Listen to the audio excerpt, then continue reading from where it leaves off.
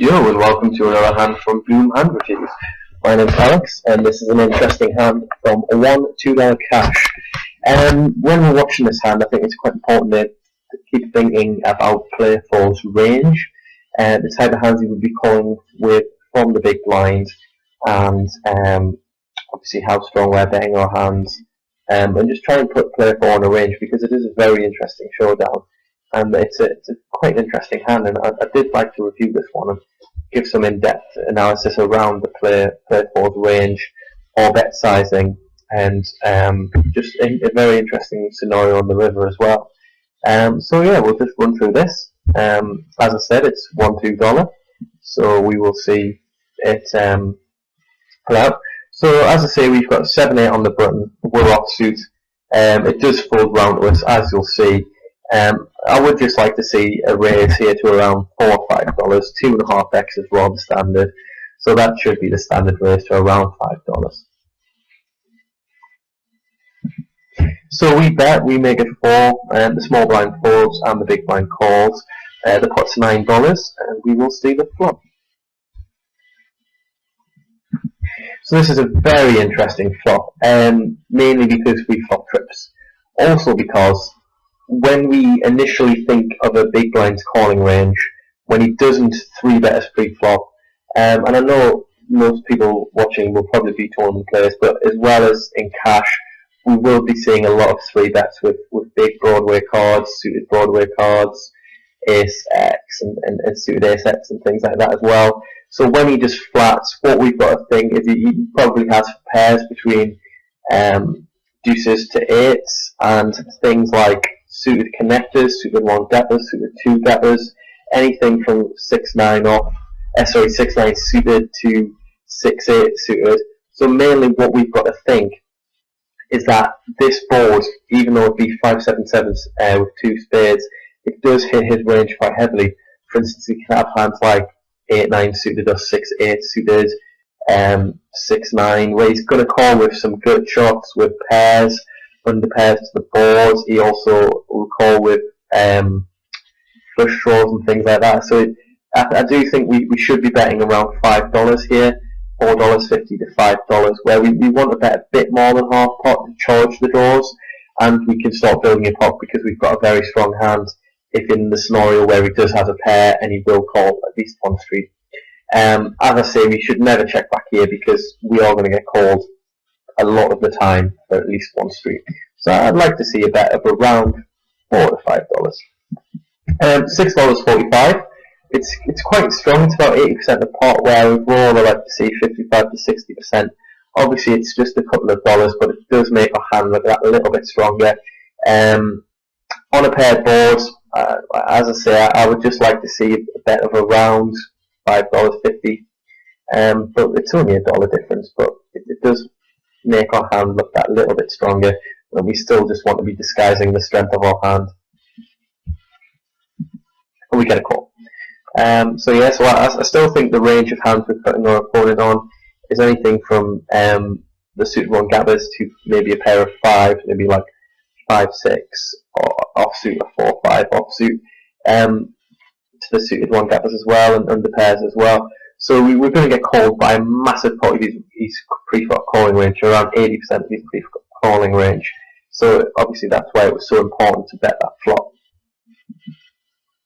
And this is a very, very interesting card. Obviously we fill up. Now we've effectively got the nuts, we've got the second nuts, and the only hand beating us at the moment, well, sorry, there's 3 hands beating us at the moment. The 6-9 of spades, there's pocket 8s, yeah, sorry, 2 hands, 6-9 of spades and pocket 8s. So we've got a very strong hand here, and this also hits his range quite heavily as well. Some open-ended straight draws gets there, 6-9 gets there. There's a lot of hands that do get there, which is in his range, which also fills us up. So it's very, very important to continue on this turn, because it's such a perfect turn for us to continue, because the majority of his calling range on the flop is now improved on the turn, because he's got a lot of flush draws and open-ended draws as well. And if he had an overpair like 9s, he's now picked up a good shot. So there's a lot of hands where we should be continuing. His flush draws got there as well, so it's just it is the perfect card for us. and obviously 8s were in his range, but we've got a blocker to that, so obviously we shouldn't really be worrying at this stage that we should just be betting for pure value on the turn.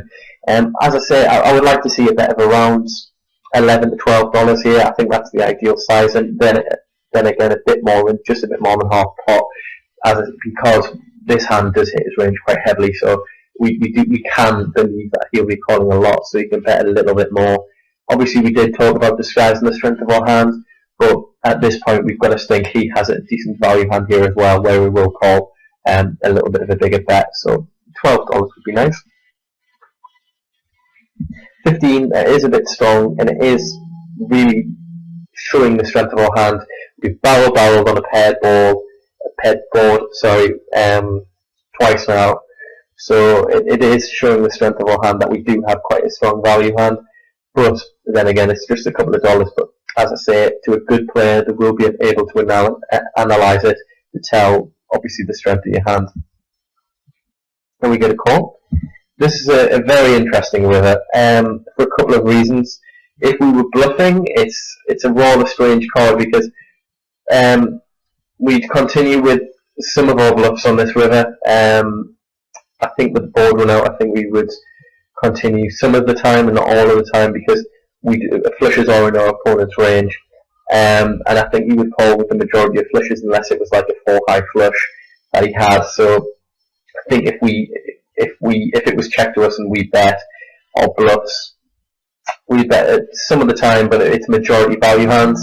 Some value hands we check back here, like we'd probably check back hands like King 7 with no spade, or maybe a hand of 10, pocket 10 with no spades. I don't think we would be turning a strong value hand into a bluff. So there's a lot of range of hands we would be checking back here. So we'll just see what happens here.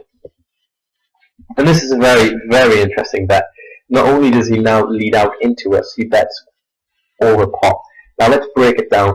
We bet strongly on the flop and the turn, and now he's leading into us on the river. We've got to think what range of hands he can have. We've talked about him potentially having a flush. He could potentially have King 10, King X of spades, which would now be the nut flush. So if we think he would take such a strong line with a flush, I still think we should be going broke if he's got pocket aces, pocket 8s or ace 7 here. So we should definitely be raising for value. The hands that I think we can get called by is quite thin. Like, we should be raising for value, but then his calling range is still quite thin. Like, when we raise here, he shouldn't be calling with maybe the 10 or jack flush, because what hands is he then beating? It's square bluffing, but it's such a level where we're never bluffing and he's never bluffing. So as long as he knows that we're never bluffing, the only hand we're bringing for a value raise is a full house and a nut flush, and the nut flush is then again thin value, because he shouldn't be calling with a queen high flush. So when he bets 70 into 50, it is a very strong bet, which he's never bluffing. So his range is then being quite polarized against the nut flush or a better house. But I still think we should be going broke if he does have speed. So we should just be moving all in here. And he does. And I'll just quickly pause that there. So it's been raised. We played our hand very well. I'm very happy with the way Neomorf has played his hands. Player 4 here. And this is a very, very interesting showdown. And I'll just give you a couple of seconds to just think of what player 4 could have. And it'll be interesting in the comment section to say what range of hands he thought he had. So I'll just click play so you can see.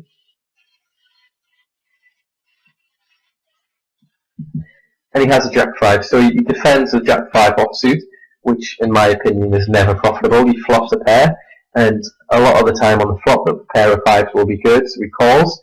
On the turn, he calls again because he's picked up the jack high flush draw. On the river, I hate his bet on the river because we bet twice, and if I was player 4 here, I'd probably still be in check call mode. I don't think I'd lead here, because why would we lead? I know that Neomorf is going to be checking back a lot of value hands, but I don't think there's many of his hands that will be getting called by worse hands. So when we leave this river, we're doing two things. We're taking out his bluffs, and I think we majority of the time we'll only be getting called by a better hand. So that is still that's just not very good for us. That's definitely negative EV. So what we should be doing is just 100% be in check call mode. He may call us with King 7 no spade or a hand like that, but I still think he will be folding a lot of his value range that we're beating. So what I think we should do is just definitely check call, and our bet sizing on the river is just terrible because we bet 70 and a 50. If we're going to bet, I would like to see a bet of around 27, between 23 and 27, around 45%, 55% of the pot. Definitely not 120% of the pot, 130% of the pot, sorry. So it is a very strange line by player 4. But I hope you guys enjoyed that analysis. I'd like to see your comments in the bottom there because it is a very interesting hand. I hope you've enjoyed the analysis. I've been Alex, and thank you.